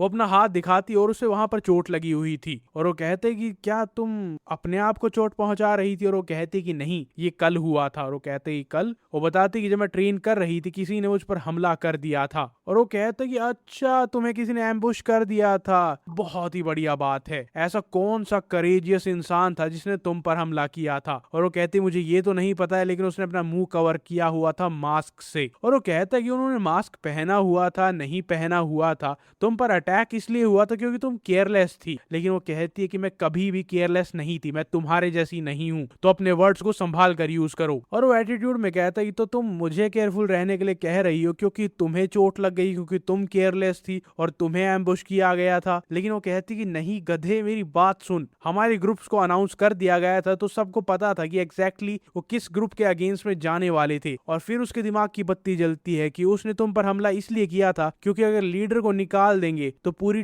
टीम अनस्टेबल हो जाएगी और सामने वाली टीम के लिए जीतना आसान हो जाएगा। और टीचर्स, मेंटोर्स ने और गार्डियंस ने जानबूझकर इंफॉर्मेशन रिलीज की थी ताकि हम एक दूसरे को एलिमिनेट करें और ये सेकंड टेस्ट और मुश्किल हो जाए। और वो कहती कि हाँ फाइनली, चलो तुम्हारे अंदर कुछ तो दिमाग है, तुम उतने इडियट नहीं हो जितने लगते हो। और उसके बाद वो वहां से जाने लगते और कहती कि एनीवे, मैं यहाँ पर तुम्हें बताने के लिए आई थी क्योंकि कल हमारा टेस्ट है और मैं नहीं चाहती कि तुम कोई भी बेवकूफी करो, क्योंकि मैं नहीं चाहती कि 6th ग्रेट क्लैन में से कोई एक इंसान दूसरे टेस्ट से पहले ही बाहर हो जाए, तो अपना ध्यान रखना। और वो वहां से भाग जाती है। और इस टाइम पर स्प्रिंग क्लैन का प्रिंस सोच रहा होता है कि ये सबसे वीकेस्ट है और ये मुझे वार्निंग देने के लिए आई थी, ये अपनी बाउंड्रीज को ओवरस्टेप कर रही है। खैर छोड़ो, ये कोई ऐसी चीज नहीं है मुझे जो कैजुअली लेनी चाहिए। और इस टाइम पर उसके पीछे एक असैसिन खड़ा होता है अपना ब्लेड निकाल कर। उसके बाद एक सीन दिखाया जाता है जहां पर दोबारा से मूनलाइट के नीचे लियो ट्रेन कर रहा होता है। वो बहुत ज्यादा थक जाता है और नैनो उसे बताता है कि बहुत लेट हो गया है, हमें वापस चलना चाहिए। और लियो नैनो से पूछता है कि परसेंटेज के हिसाब से मैंने अभी तक कितने % मैचेस जीते हैं उस स्प्रिंग क्लैन के प्रिंस के एवेटार के अगेंस्ट में। और वो बताता है कि आपने अभी तक ऑलमोस्ट 60% फाइट्स को जीता है। और लियो सोचने लग जाता है कि यार मैंने कॉन्फिडेंस में कह तो दिया था कि मैं एक हफ्ते में उसे हरा दूंगा, लेकिन एक हफ्ते के अंदर मैं बस उसे 60% ही हरा पाया हूँ। अब नैनो उसे कहता है कि इस हिसाब से आपने 106 ट्रेनिंग मैचेस किए हैं, अगले एक हफ्ते में या कुछ दिनों में आप उसे कंप्लीटली हरा पाएंगे। और लियो उससे पूछता है क्या तुम मुझे कंसोल कर रहे हो, दिलासा दे रहे हो। और नैनो कहता है कि नहीं, ये बस एक एस्टिमेशन है मेरे एनालिसिस के हिसाब से। लियो डिसाइड करता है कि अब मुझे अपने हॉस्टल की तरफ वापस जाना चाहिए, लेकिन जब वो ऐसा करता है तो उसे जंगल में कुछ अजीब सी आवाज आती है। वो रुकता है और सोचता है कि यहाँ पर कोई तो फाइट कर रहा है। वो उसकी तरफ जाता है और वहां पर जो स्प्रिंग क्लैन का प्रिंस होता है उस पर किसी ने हमला किया होता है। उसका जो चमचा होता है वो जमीन पर गिरा हुआ होता है और उसे चोट लग चुकी होती है। वो नैनो कहता है कि नाइट विजन ऑन करो और वो देख लेता है कि वहां पर स्प्रिंग क्लैन का प्रिंस खड़ा है और उसका जो चमचा होता है वो नीचे जमीन पर गिरा हुआ था। और वो अटैकर को देखता है लेकिन पूछता है कि ये कौन है। और नैनो बता नहीं पाता है क्योंकि उसने अपना मुंह कवर कर रखा था। अब वो उस पर एक आखिरी फेटल स्ट्राइक करने के लिए जाता है, अपने ब्लेड को चार्ज करता है और जब वो प्रिंस के बिल्कुल पास पहुंचता है वो उसे डॉज कर लेता है। और लियो ये देखकर सोचता है कि यार ये स्प्रिंग क्लैन वाले प्रिंस को पीछे हटने पर मजबूर कर रहा है, उस पर इतना प्रेशर डाल रहा है, मतलब ये अटैकर सच में बहुत ज्यादा स्किल्ड होगा। और इस टाइम पर उसके हाथ पैर काम करने बंद कर देते हैं स्प्रिंग क्लैन प्रिंस के, और वो अटैकर अपने ब्लेड को दोबारा चार्ज करता है और फुल पावर के साथ उस पर अटैक करता है। लेकिन जैसे ही उस पर हमला करने वाला होता है लियो वहां पर पहुंच जाता है और एक मुक्का मारता है। इससे पहले कि वो मुक्का लैंड होता वो बहुत ही स्पीड में पीछे जाता है, जिसकी वजह से वो पंच कनेक्ट नहीं होता है। और लियो को पता चल जाता है कि एक एक्सपर्ट है इसके स्किल लेवल के हिसाब से। अब क्योंकि लियो वहां पर आ चुका था इसीलिए वो अटैकर वहां से भाग जाता है और लियो डिसाइड करता है कि उसके पीछे जाने का कोई फायदा नहीं है और वो उसकी तरफ देखकर कहता है क्या तुम ठीक हो। और वो कहता कहता है कि यार मेरी कितनी बेकार किस्मत है कि मुझे रेस्क्यू करने के लिए ये आया है। और लियो कहता है तो क्या मैं तुम्हें यहीं पर छोड़ जाऊं। उसके बाद हमें मैडो हाउस क्वार्टर्स दिखाए जाते हैं जहां पर ये सब लोग रह रहे थे, और लियो एक को अपने कंधे पर लेकर आता है और प्रिंस को सहारा देता है ताकि वो यहाँ तक पहुंच सके। और जैसे ही वो वहां पर पहुंचते वो कोलैप्स हो जाते हैं। सब लोग पूछते कि क्या हुआ प्रिंस, क्या आप ठीक है? लेकिन लियो कहते कि मैं बाद में एक्सप्लेन करूंगा, सबसे पहले जाकर मास्टर को यहाँ पर लेकर आओ। उस टकले को ये ऑर्डर देता है और वो कहता है कि मैं अभी यहाँ पर आता हूँ। इस टाइम पर लियो एनालाइज करता है कि क्या ये ठीक रहेगा, और नैनो बताता है कि हाँ, इसकी इंजरी बहुत ज्यादा डीप नहीं है, 4 से 2 मिलीमीटर के लिए है और कोई मेजर चीज हर्ट नहीं हुई है, बस थोड़े स्टिचेस और हीलिंग से काम चल जाएगा। लेकिन फिर एक इंसान चिल्लाता ही प्रिंस क्या आप ठीक है? और उसके बाद वो मुड़कर देखता है और असली खराब हालत तो प्रिंस की होती है। लियो ने उस पर ध्यान नहीं दिया था, लेकिन उसने बहुत सा ब्लड लॉस किया था और उसका चेहरा सफेद पड़ रहा था। अब जब उनका मास्टर या फिर उनका जो इंस्ट्रक्टर होता है वो वहां पर आता है, पट्टी वगैरह बांधता है, उसको थोड़ा बहुत हील करता है और उसको स्टेबल कर देता है। अब लियो उससे पूछता है कि क्या ये ठीक रहेगा? वो कहता है कि ये जिंदा बच जाएगा, लेकिन आने वाले कुछ दिनों में ये चलने की हालत में नहीं रहेगा। और सब लोग वहां पर पैनिक करने लग जाते कि हमारी टीम जा चुकी, हम कुछ नहीं कर सकते, हमारा लीडर जब चल नहीं पाएगा तो हम क्या करेंगे। लेकिन वहां पर जो इंस्ट्रक्टर होता है वो ब्लड पॉइंट स्ट्राइक का यूज करता है और उन दोनों को चुप करवा देता है जो भी ये डिस्कशन कर रहे थे। वो प्रिंस को उठाता और कहता है कि मैं इसे इन्फर्मरी लेकर जाता हूं, लेकिन लियो कहता है कि रुकिए, यहाँ पर एक और इंजर्ड है। अब वो टकला कहता है कि मास्टर उसे मैं कैरी कर सकता हूँ, लेकिन लियो कहता है कि नहीं, मैं उसे खुद लेकर जाऊंगा। वो लीडर को पीछे से आवाज लगाता और कहता है कैडेट 80 भी हर्ट था, इसके सर पर चोट लगी थी, लेकिन ये उतना बुरा नहीं है जितना कैडेट नंबर 4 है। और वो इंस्ट्रक्टर कहता है कि हाँ मुझे पता था, मैं उसे जानबूझकर वहां पर छोड़ कर आया था, मैंने फिगर आउट कर लिया था कि उसे कोई ना कोई ले ही आएगा। और लियो कहते कि आप उसे वहां पर जानबूझकर छोड़कर आए थे ताकि कोई यहाँ पर आए। और वो कहते कि हाँ तुम डम नहीं हो। लेकिन लियो पूछता है कि रीजन क्या है, और इंस्ट्रक्टर कहते हैं कि रीजन कुछ ज्यादा खास नहीं है, बस ये है कि तुम्हारी टीम का मोराल बहुत ज्यादा डाउन था, यहाँ का एटमॉस्फेयर बहुत ज्यादा खराब हो चुका था और तुम्हारी टीम को ये लग रहा था कि वो इस टेस्ट को फेल कर जाएंगे। बस मैं यही कह सकता हूँ, इसके अलावा और कुछ नहीं कह सकता। उसके बाद वो दूसरे इंजर्ड इंसान को भी लेता है और वहां से चला जाता है। और जाने से पहले वो कहता है कि तुम्हें वापस अपने हॉस्टल में चले जाना चाहिए, क्योंकि तुम्हें पता है ना कि तुम रात को बाहर नहीं जा सकते। लियो कहता है कि मैं समझ गया हूँ। और वो जाते जाते एक डायलॉग बोल कर जाते हैं कि अगर तुम्हारे पास दांत नहीं है तो तुम्हें अपने मसूड़ों का यूज करना होगा। और ये सुनकर लियो सोचता है कि इन्होंने अभी अभी क्या कहा। वो वहीं पर खड़ा रहता और सोचता रहता है, और लियो फिगर आउट करता है क्या इसका मतलब ये है कि ये और टीम्स के साथ भी हुआ होगा। अब लियो सोचता है कि ऐसा हो सकता है कि हमें टेस्ट करने के लिए एक हिडन लूप होल था जो कि कोई भी स्टूडेंट यूज कर सकता है। लेकिन फिर वो सोचता है कि इतना सिंपल नहीं हो सकता, इसके पीछे कोई और एजेंडा भी जरूर होगा। वो वहां पर खड़ा रहता है, सोचता रहता है, और उसके बाद नीचे जमीन पर चींटियों को देखता है, जहां पर काली चींटियां लाल चींटी को मार रही होती हैं। और उसके दिमाग में एक बात आती है कि टीम लीडर पर अटैक करने का मतलब ये होता है कि वो अपनी जीत को पक्का कर रहे थे। और तब उसे समझ में आता है कि सबके सामने पब्लिकली अनाउंस क्यों हुआ था कि कौन सी टीम किसके साथ फाइट करेगी, क्योंकि वो चाहते थे कि ऐसा हो। वो चाहते थे कि कैप्टन्स पर हमला हो और उसके बाद टीम कैसे सरवाइव करेगी ये देखना चाहते हैं। और स्माइल करके कहता है कि ये हेवनली डीमन गॉड सेक्ट है। वो चाहते थे कि हम डीमंस की तरह बिहेव करें बिना किसी भी यूजलेस रूल या फिर मॉरल के अलावा। और जैसे ही लियो अपने रूम में जाता है, वहां पर सब लोग बात कर रहे थे कि यार बस क्या टीम 8 बस इसी लायक थी, क्या हम यहीं तक आने के लिए बने थे। और तभी लियो वहां पर आता और कहता है कब तक तुम रोते रहोगे, अपने लिए दया मांगते रहोगे कि तुम्हारा लीडर इंजर्ड हो गया था, ये हो गया था, वो हो गया था। और वो गुस्से में कहता है तो तुम क्या चाहते हो, हम क्या करें। और लियो से कहता है कि क्या करे, क्या मतलब, कोई सोल्यूशन निकालो, यहाँ पर ऐसे बैठकर कंप्लेन करने से क्या ही होगा। तुमने अभी तक ये भी नहीं सोचा कि अगर एक लीडर चला गया है तो हमें दूसरा लीडर चूज करना चाहिए। वहां पर बातें चलती है कि आखिरकार उसकी जगह आ कौन सकता है, क्योंकि वही एक इंसान था जिसे लीडरशिप ट्रेनिंग मिली थी, वही हमारे पूरे ग्रुप की कमांड संभाल सकता है। लेकिन तभी वहां पर वो टकला कहता है कि अरे सुनो, एक ऐसा इंसान है जो हमारी टीम को लीड कर सकता है। और वो सीधा लियो की तरफ इशारा करता है कि मेरे मास्टर है ना, ये हम सबको लीड कर सकते हैं। और वहां पर वो बीच में खड़े होते, सब लोग सोचते हैं कि 7th प्रिंस। कुछ लोग हाथ खड़ा करते हैं कि मैं इस चीज से अग्री करता हूं, और बाकी सारे लोग बहुत ही रिलक्टेंटली उससे अग्री कर लेते हैं। उनका मन नहीं होता, लेकिन उनके पास कोई चॉइस भी नहीं है, क्योंकि सेकंड टेस्ट पास करना उनके लिए ज्यादा इंपॉर्टेंट है। अब लियो उन सबके बीच में आता और कहता है तो सब लोग अग्री करते हैं कि इस टीम का लीडर मैं बनूंगा। उसके बाद लियो कहता है जब हम ट्रेनिंग रिसीव कर रहे थे तब मेरे दिमाग में एक बात आई थी फॉर्मेशंस को लेकर। उसके बाद सीन कट होता है सीधा मिडनाइट की तरफ, जहां पर टीम 8 के क्वार्टर में सब लोग सो रहे थे सिवाय एक इंसान के, और वो था लियो। वो अपने वहां से बाहर निकलता है, नैनो को नाइट विजन ऑन करने के लिए कहता है और हॉल में देखता है कोई है तो नहीं। सबसे पहले वो जंप करते हुए जाता है टीम 7 के क्वार्टर्स पर, और वो आज से पहले यहाँ पर कभी नहीं आया था, वो आज ही यहाँ पर आया है। वो नैनो को कहता है कि एनालाइज करो क्या कोई यहाँ पर जगा हुआ है। नैनो रूम को स्कैन करता है और वहां पर 20 लोग थे और सब के सब डीप स्लीप में थे। अब लियो वहां पर अंदर चला जाता है और उसके साथ साथ नैनो को इंस्ट्रक्शंस देता है कि जिस इंसान ने स्प्रिंग क्लैन के प्रिंस पर अटैक किया था क्या वो यहीं पर है।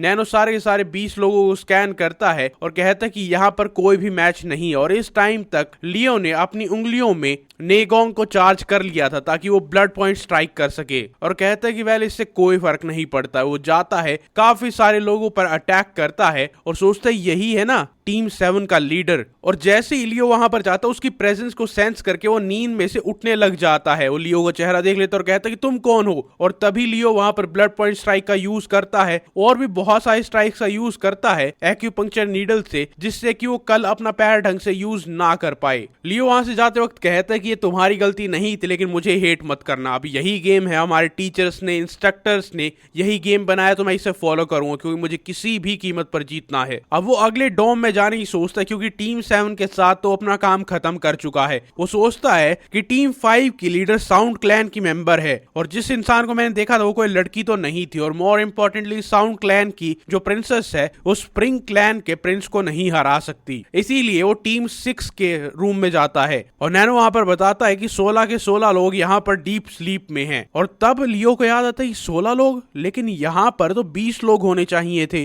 अगर हम 3 फीमेल कैडेट्स भी मानते हैं तो यहाँ पर एक इंसान मिसिंग है। वो नैनो से दोबारा कहता है कि स्कैन करो क्या यहाँ पर वही कोई इंसान है जिसने अटैक किया था, और नैनो कहता है कि नहीं यहाँ पर नहीं है। और तब लियो ये फैसला करता है कि जो इंसान यहाँ पर नहीं है शायद उसी इंसान ने हमारे ग्रुप के लीडर पर अटैक किया होगा। और लियो सोचता है कि उसने मुझे पहले ही नोटिस कर लिया होगा अगर वो इस फ्लोर पर नहीं है तो, लेकिन फिर वो सोचता है कि नहीं, ये कहीं पर भी नहीं लिखा हुआ है कि मुझे सिर्फ और सिर्फ टीम लीडर को ही टारगेट करना है या मैं उसे ही टारगेट कर सकता हूँ, आई फॉर एन आई। उसके बाद वो क्या करता है वो तो हमें नहीं दिखाया जाता है, लेकिन सीन शिफ्ट होता है सेकंड टेस्ट वाले दिन पर, अब प्रेजेंट में। अब वो लाल वाला लेफ्ट गार्डियन लियो की तरफ देखता और सोचता कि अगर ये टीममेट का लीडर है तो स्प्रिंग क्लैन का वो बच्चा शायद हर्ट हो गया होगा, और वो स्माइल करता है कि इन्हें परफेक्टली समझ में आ गया था कि इस टेस्ट का अंडरलाइंग मेथड क्या है। और जैसा कि मैंने सोचा था इस बार जो पार्टिसिपेंट यहाँ पर आए हैं वो डिसअपॉइंटिंग तो बिल्कुल नहीं है। अब उन चारों ने ही अपने अपने नंबर्स निकाल लिए थे, उन सबको कहता है कि अब जब तुमने इतने यहाँ तक आने में फेयरली सब कुछ किया होगा तो मैं आगे भी यही एक्सपेक्ट करता हूँ। और वो चारों हैरान हो जाते हैं कि फेयरली। और जब वो वहां सीढ़ियों से नीचे जा रहे होते हैं तो लियो देखता है कि उसके पीछे एक और आदमी आ रहा है जो कि एक और ग्रुप का लीडर है।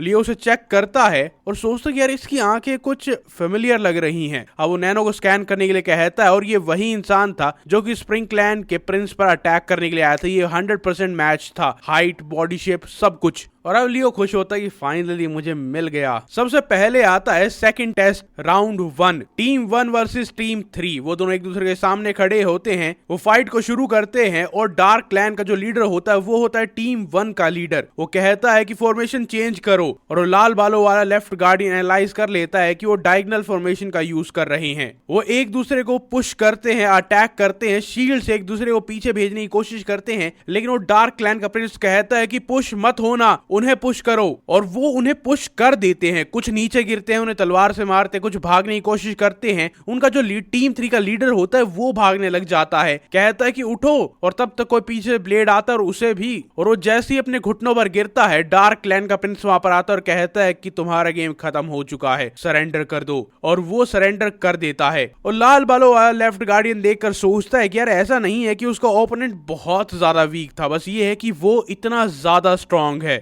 इसी के साथ टीम 1 जीत जाती है। अगला राउंड होता है टीम 4 और टीम 2 के बीच में, जिसमें से टीम 4 जीत जाती है। अब उसके बाद टीम 8 को आगे बुलाया जाता है उनके मैच के लिए। वहां पर लियो नोटिस करता है कि सब लोग बहुत ज्यादा नर्वस है, उनका एंथुजियाज्म बिल्कुल गिर गया है और वो कहता है कि तुम सब नर्वस हो, मुझे पता है, मैं भी एंग्शियस हूं क्योंकि हमारा लीडर चेंज हो गया है, लेकिन इस टाइम पर हम नर्वस नहीं हो सकते क्योंकि अगर हम एक भी गलती करते तो हमें इस एकेडमी से निकाल दिया जाएगा। हम में से बहुत सारे लोग किसी बड़ी फैमिली से नहीं आते हैं, तो अगर हमें निकाल दिया गया तो हमारी जिंदगी का यही एंड होगा। इसके बाद हमें पूरी जिंदगी स्लेवरी करनी पड़ेगी और उससे भी ज्यादा मैं उस इंसान से बिल्कुल नहीं हारना चाहता जो कि हमारी टीम को गिराने की कोशिश कर रहा है, चोरी छुप के आकर हमारे लीडर को मारकर। अगर तुम भी बिल्कुल मेरी तरह ही सोचते हो और तुम्हें वो स्लेवरी की जिंदगी नहीं जीनी है तो आज हम हारना अफोर्ड नहीं कर सकते। हमें इससे ज्यादा कुछ नहीं कहूंगा, चलो मैच को जीतते हैं। वो अपनी स्वॉर्ड ऊपर करता है और सब लोग एंथुजियाज्म के साथ उसके साथ आगे बढ़ते हैं। और लेफ्ट गार्डियन ये देखकर बहुत ज्यादा खुश होता है कि इसे ये भी पता है कि अपने सारे टीम मेंबर्स को एनकरेज कैसे करना है। अब हालांकि कोई गारंटी नहीं है कि उन्हें एनकरेज करने से ये जीत जाएंगे, लेकिन आई गेस हम जल्दी ही देखेंगे कि आखिरकार ये क्या कर सकता है, क्या एक पैंथर है या फिर एक डरी हुई बिल्ली है। उसके बाद दोबारा से अनाउंस होता है कि मैच शुरू होता है। जो भी अपनी टीम को पुश बैक करेगा वो जीत जाएगा। सब लोग मेडो कहते हैं और टीम 5 की लीडर होती है साउंड क्लैन के प्रिंसेस। वो कहती है कि मैं अभी हारने वाली तो नहीं हूं, मैं इस टाइम पर अकेडमी छोड़कर बिल्कुल नहीं जाऊंगी। मुझे टीम 8 के साथ फाइट करना था, लेकिन जब वहां पर स्प्रिंग क्लैंस का वारिस होता क्योंकि उससे मुझे एयर के कैंडिडेट बनने में हेल्प मिल जाती, लेकिन इसके साथ फाइट कर भी मुझे ज्यादा कुछ नहीं मिलेगा, मुझे इसे जल्दी से जल्दी हराना है। वो अटैक करने के लिए कहती है और सबसे पहले लियो कहता है कि ऑगमेंटेड रियलिटी में बैटल क्वेस्ट एक्टिवेट कर दो जिससे मैं स्ट्रेटजी को अच्छे से मॉनिटर कर पाऊं। वो एक्टिवेट करता है और वो सबसे पहले नंबर 2 फॉर्मेशन को यूज करती है जो कि होता है एक एरो लाइक फॉर्मेशन, और लियो कहता है कि एक वेज फॉर्मेशन करो। और लियो ने यही एक्सपेक्ट किया था कि वो यहीं पर उनसे फाइट करना एक्सपेक्ट कर सकते हैं। अब वो जैसे ही एरो फॉर्मेशन में वहां पर आ रहे थे दिखाया जाता है कि वेज फॉर्मेशन कैसी और एरो फॉर्मेशन कैसी है। अब लाल बालों वाला लेफ्ट गार्डियन सोच रहा था कि यार ये इतनी ज्यादा स्टूपिड मिस्टेक कैसे कर सकता है। वेज फॉर्मेशन तभी काम करती है जब लीडर बहुत ज्यादा पावरफुल हो, लेकिन मुझे नहीं लगता है कि लियो उसका मुकाबला कर पाएगा। वो इतना स्ट्रांग नहीं है, ना ही उसके पास इतना नेगोंग है। अब साउंड क्लैन के प्रिंसेस उस पर पूरी फोर्स से अटैक करती है और कहती है कि तुम मुझे नहीं हरा पाओगे, लेकिन वहां पर उसे सरप्राइज मिलता है कि लियो अपना ग्राउंड होल्ड करता है। ये देखकर वो भी हैरान थी और तो और लेफ्ट गार्डियन भी शॉक था कि इसकी डिफेंसिव स्किल इतनी ज्यादा कैसे हैं। वहां पर बस एक ही इंसान था जो स्माइल कर रहा था और वो था लियो। लियो को भी ये पता होता है कि नेगोंग के कंपैरिजन में अभी भी वो उससे पीछे है, लेकिन वो भी एनहेंस्ड सारी की सारी स्किल को लेकर आए तो इसे आराम से हरा सकता है। और अब वो उस प्रिंसेस को पीछे धकेलने लग जाता है जिसकी वजह से वो प्रिंसेस डर जाती है और वो अचानक से कहती है फॉर्मेशन चेंज करो, बैक टू नंबर 1। वहां पर उसकी फॉर्मेशन चेंज होती है और यहाँ पर लियो भी कह देता है कि उन्होंने अपनी स्टैंडर्ड फॉर्मेशन को चेंज कर लिया है, चेंज टू नंबर 3। और जैसे ही वो नंबर 3 कहता है वो प्रिंसेस खुश हो जाती है कि ग्रुप 1 के लीडर ने यही टेक्निक यूज की, तुम्हें क्या लगता है तुम मुझे इससे हरा पाओगे? जैसा कि मैंने एक्सपेक्ट किया था, तुम कितने ही पावरफुल हो जाओ लेकिन तुम्हारी स्ट्रेटजी अभी भी बहुत ज्यादा कमजोर है क्योंकि तुम्हें लीडर्स की ट्रेनिंग नहीं मिली थी। वो अपनी टीम को ऑर्डर देती है कि नंबर 6 फॉर्मेशन यूज करो। अब जो लियो ने फॉर्मेशन कहा था वो लाइन फॉर्मेशन थी और इसने वेज फॉर्मेशन यूज की थी जो कि दिखाया गया और इसने सोचा था कि ये फॉर्मेशन कभी भी काम नहीं करेगी, मैं उसे तोड़कर निकल जाऊंगी। लेकिन जैसे ही लियो वहां पर आता है और वो अपने आप को प्रिपेयर कर चुकी थी कि मैं इसे खत्म कर दूंगी, तभी लियो कहता है कि फॉर्मेशन चेंज करो। वो फॉर्मेशन को चेंज करते हैं और उनके आसपास आने लग जाते हैं। ये पिंसर मूवमेंट होती है, तभी वो कहती है कि पैनिक मत करना, दोनों साइड से अपने आप को डिफेंड करना शुरू करो। और तभी लियो कहता है कि नंबर 2 पोजीशन। वो चेंज करने लगते हैं और वो सोचते कि तो एरो फॉर्मेशन होती है, लेकिन यहां पर एरो फॉर्मेशन कैसे होगी? वो कहते कि नहीं, बैक पर कंसंट्रेट करो, लेफ्ट पर करो, राइट पर करो। और वो बहुत ज्यादा कंफ्यूज हो जाते और जब तक वो समझ पाते, लियो और उसकी टीम ने उन्हें एनसर्कलमेंट में फंसा दिया था। वो चारों तरफ आ चुके थे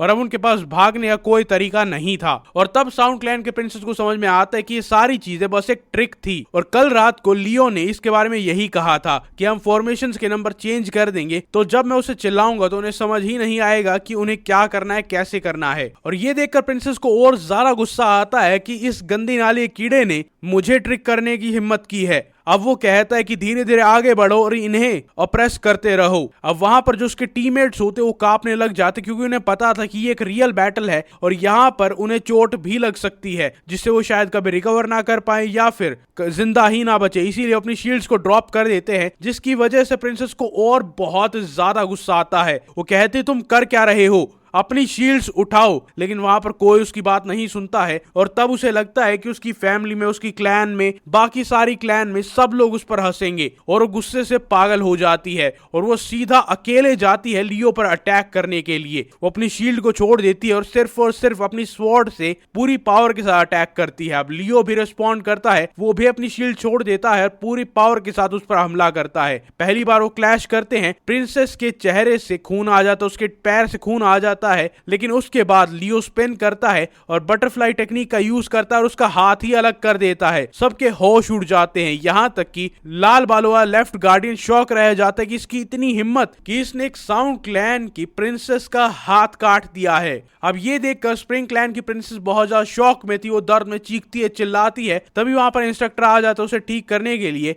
और लियो बस अपनी तलवार की तरफ देख रहा था कि उसने जो मूवमेंट्स की थी वो प्रॉपर नहीं थी। उसकी जो पहली मूवमेंट थी वो बहुत ज्यादा इनकम्प्लीट थी, फिफ्थ मोमेंट से ही वो इसे जीत पाया था और उसे एहसास होता है कि बटरफ्लाई मोमेंट्स में वो अभी भी उतना प्रोफिशिएंट नहीं है जितना उसके मास्टर हैं। और वो प्रिंसेस अब भी चिल्लाती रहती है कि मैं तुम्हें मार दूंगी, मैं तुम्हें खत्म कर दूंगी। और उसके साथ अनाउंसमेंट होती है कि टीम 8 जीत चुकी है और उसके सारे के सारे टीममेट्स उससे बहुत ज्यादा इंप्रेस होते हैं कि इसने साउंड क्लैन को हरा दिया है। ये कब तक अपने टैलेंट्स को छुपा कर रखने की सोच रहा था। सब लोग, उसके टीममेट्स, बाकी सारी टीम्स, यहाँ तक कि गार्डियन से इसी से इंप्रेस थे और वो सोचता है क्या उसने, राइट गार्डियन ने, उस ड्रंकर्ड ने इसे इतना अच्छा सिखाया था। फिर वो सोचता है कि नहीं, 21 दिन में इसने बहुत ज्यादा इंप्रूव किया है और जहां तक टेक्निक की बात है ये अपने मास्टर के आसपास आ गया है। बस इसका इनर नेगोंग उतना पावरफुल नहीं है जितना हमारा है, लेकिन शायद वो भी इस टेस्ट को क्लियर करने के बाद जो मेडिसिन बॉल मिलेगी उससे कंप्लीट हो जाएगा। उसने फॉर्मेशंस के नाम चेंज कर दिए और तो और वो इतना बोल्ड था, इतना डेयरिंग था कि उसने साउंड क्लैन के एक एयर का हाथ काट दिया। और अब उसके सारे टीममेट्स उसकी तारीफ कर रहे होते हैं, खास करके वो टकला उसकी तारीफ करता है कि मास्टर मैं हमेशा आपके आसपास ही रहूंगा। उसके बाद वो जीत जाते और उसके बाद आती है नेक्स्ट टीम और उसका लीडर सोच रहा होता है कि यार वो लड़का वहां पर आया था, मतलब लियो आया था और मैंने उसे अवॉइड कर दिया था। मैंने सोचा था कि अगर मैं अपने रूम में नहीं रहूंगा तो वो मुझ पर हमला नहीं कर पाएगा, लेकिन उस कुत्ते ने मेरी सारी टीम के पैर ही खराब कर दिए थे। और अब वो लियो की तरफ देखकर गुस्से में ग्राउल कर रहा था और लियो सोचता है कि मैंने ये मैच तो जीत लिया है, लेकिन मैंने शायद अपना एक और दुश्मन बना लिया है। और टीम 7 में उनके लीडर को छोड़कर हर एक इंसान लिंप कर रहा था, वो ढंग से चल भी नहीं पा रहे थे, तो लड़ेंगे क्या। और वहां पर लीडर खड़ा होता है और सोचता है कि यार हम कुछ नहीं कर सकते क्योंकि सबके पैर खराब हो चुके हैं। और उस सारे के सारे टीममेट्स को कहता है कि ये बात याद रखना कि मैंने तुम्हारी जिंदगियां और तुम्हारा इस एकेडमी में स्पॉट बचाया था, तो जब मुझे जरूरत पड़ेगी तुम्हें अपनी जान देनी होगी। वो एरो फॉर्मेशन करते हैं जहां पर सेंटर में उनका लीडर खड़ा होता है। अब दूसरी टीम बहुत ही कॉन्फिडेंस में आती है कि ये क्या ही कर लेंगे, इन सब के पैर खराब हो चुके हैं, लेकिन जो उनका लीडर था वो आता और अकेले एक तलवार से उनकी शील्ड को थ्रो करता है, अपोजिंग टीम के कैप्टन की शील्ड हटाता है और एक ही स्ट्राइक में उसे खत्म कर देता है। और अपनी टीम को कहता है कि तुम भाग नहीं सकते लेकिन पुश करो। इसी के साथ वो पुश करते हैं और उनकी पूरी टीम डेसिमेट हो जाती है, वो एक एक करके सबको खत्म कर देते हैं। और लाल बालों वाला लेफ्ट गार्डियन सोचता कि यार ये हो क्या रहा है,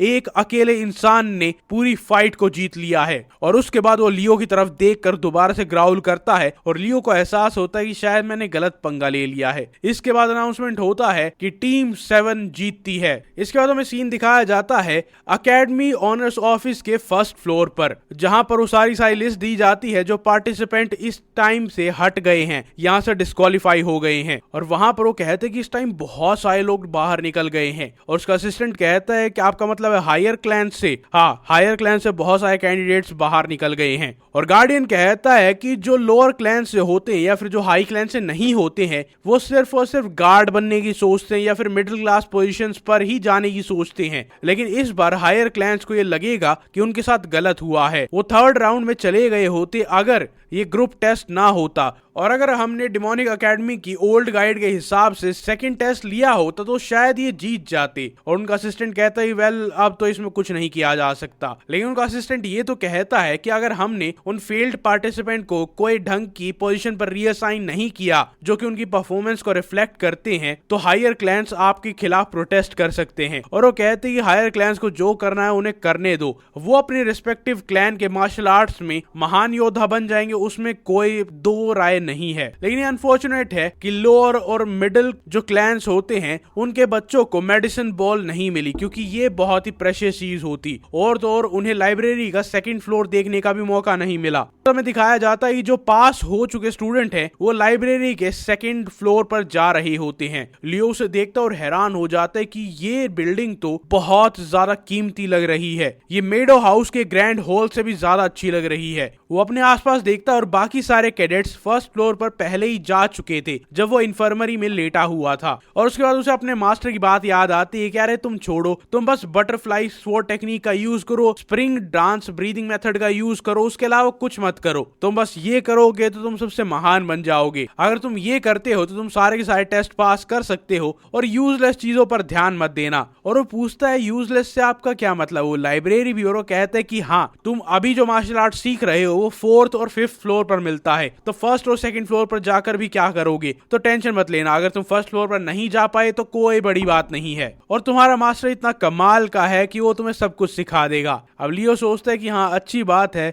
लेकिन मेरे पास नैनो है जिससे मैं सारी की सारी बुक्स को बस ऐसे ही स्कैन कर सकता हूँ, और उसके बाद मैं जाऊंगा सेकंड फ्लोर पर। अब वो जैसे ही फर्स्ट फ्लोर पर जाता है और वो पहली बार इतनी सारी किताबों को देख रहा था, और जैसा कि उसने एक्सपेक्ट किया था वही एक इकलौता इंसान था जो कि फर्स्ट फ्लोर पर आया था, बाकी सब सेकंड फ्लोर पर थे। इसीलिए उसके पास टाइम था और फ्रीडम थी वहां पर जो चाहे वो करने की। अब उसके पास 2 घंटे थे, वो पहला 1 घंटा फर्स्ट फ्लोर पर बिताएगा। वो बुक उठाता है, उसे पलटता है और नैनो से रिकॉर्ड करता रहता है। वो ऐसे कर करके बहुत सारी बुक्स को रिकॉर्ड करता है, एक के बाद एक बुक्स को रिकॉर्ड करता रहता है। उसके बाद वो नैनो से पूछता है कितना टाइम बचा हुआ है। वो कहता है कि 1 घंटा बचा हुआ है, और पूछता है कि मैंने कितनी बुक स्कैन कर ली, और वो कहता है कि 55 बुक। और उसके बाद लियो सोचता है कि यार ऐसा लग रहा है मैंने बस आउटर बॉर्डर को ही देखा है। उसके बाद वो उस लाइब्रेरी में घूमता और अंदर जाता है, वहां पर उसे एक बहुत बड़ा स्टोन मिलता है, और वहां पर एक गार्डियन बैठा होता है, और उसे देखकर ही लग रहा था कि वो मार्शल आर्ट्स में एक एक्सपर्ट है, और ये वो वॉरियर था जो कि इस लाइब्रेरी के फर्स्ट फ्लोर को प्रोटेक्ट करता है। और फिर वो सोचता है कि यहाँ पर एक ग्रेव स्टोन क्यों है, वो भी लाइब्रेरी के बिल्कुल बीचों बीच। और वो गार्ड लियो को घूर रहा होता है जब वो वहां से जाने लगता है, लेकिन अचानक से उस ग्रेव स्टोन की तरफ देखता है, और तभी वो गार्ड कहता है कि ये ग्रेव स्टोन है तुम्हारे हेवनली डीमन एंसेस्टर का, द मेन अकेडमीज फाउंडर। और ये सुनकर वो हैरान हो जाता है, और वो गार्ड कहता है कि उन्होंने इसको सैफायर में कार्व किया था। लियो उसे पढ़ता और उसे लगता है कि यहाँ पर कोई पोयम लिखी हुई है, और तब लियो को समझ में आता है कि इसे उंगली से कार्व किया गया है, किसी टूल से नहीं। जो यहाँ के फाउंडिंग फादर थे जिन्होंने इस डिमोनिक कल्ट को शुरू किया था, उन्होंने अपने नेगोंग को फिंगर में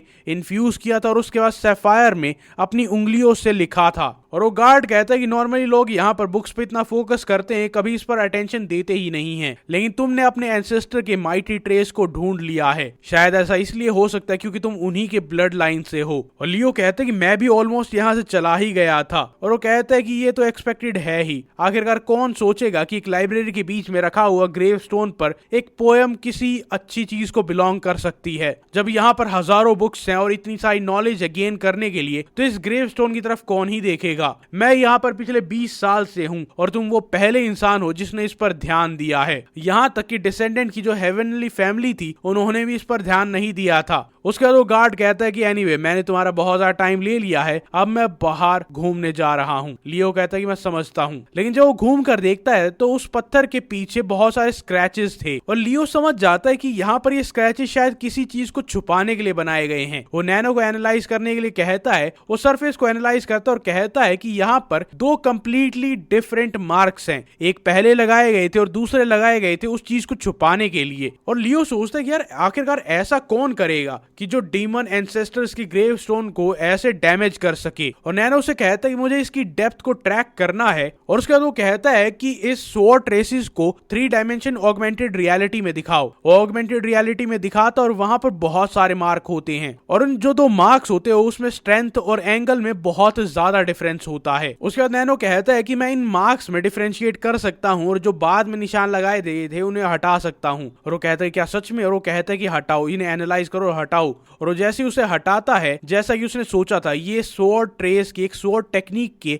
मार्क्स थे। कोई इन्हें ट्रेस करके इनके फाउंडिंग मेंबर की स्वॉर्ड टेक्निक को सीख सकता है। एक अल्टीमेट टेक्निक जो आज तक किसी ने ना देखी है, ना सुनी है, ना ही यूज की है। नैनो की मदद से लियो उसे सीख सकता है। लेकिन लियो को यह समझ में नहीं आता है कि आखिर यार ये किस तरह की मोमेंट है, क्योंकि मेरे अंदर अभी भी वो अंडरस्टैंडिंग नहीं आई है। और वो नैनो कहता है, क्या तुम इसे एनालाइज कर सकते हो और ऑगमेंटेड रियलिटी में सिमुलेट करो कि अगर इस स्वॉर्ड टेक्निक को यूज किया जाए तो कैसे किया जाए। वो कहता है कि ये पॉसिबल है, लेकिन मुझे इसकी हार्डनेस नहीं पता है। सैफायर की हार्डनेस अगर मुझे पता चल जाए तो मैं एनालाइज कर सकता हूँ और सारी मूवमेंट्स को डिसाइफर कर सकता हूँ। अब लियो पूछते है कि हार्डनेस मैं कैसे पता करूं, और तभी वहां पर गार्ड आता और कहता है कि तुम बुक्स नहीं पढ़ रहे थे। और लियो कोई जवाब नहीं दे पाता। उसके बाद गार्ड कहता है कि अच्छा, तो तुमने इस ग्रेवस्टोन के पीछे का हिस्सा भी देख लिया है, यहाँ पर काफी तबाही हुई है। और वो कहता है कि ये काफी अनफॉर्चुनेट है, क्योंकि यहाँ पर एक रूमर था कि हेवनली डीमन एंसेस्टर ने यहाँ पर एक स्वॉर्ड टेक्निक छोड़ी थी। और वो गार्ड कहता है न जाने इसे कौन ही डैमेज करेगा। फिर वो कहता है शायद ऐसा इसलिए हो सकता है, जिसने भी इसे पहले डिसाइफर किया होगा वो शायद ये चाहता हो कि कोई और इसे यूज ना कर पाए, शायद इसलिए। और लियो सोचता है क्या ये ट्रेसेस सिर्फ और सिर्फ वैंडलिज्म है या फिर कुछ और हो सकता है। गार्ड कहता है कि ठीक है, मैं यहाँ से जा रहा हूँ। और उसके बाद नैनो से कहता है कि अगर तुम उस पत्थर पर अपना हाथ रखोगे तो मैं उसे डिसाइफर कर पाऊंगा कि उसकी स्ट्रेंथ कितनी है। और जैसे ही वो उस पर हाथ रखता है उसे पता चल जाता है कि उसकी डेंसिटी क्या है, उसकी हार्डनेस क्या है, जिससे वो स्वॉर्ड टेक्निक को एनालाइज करना शुरू कर देता है।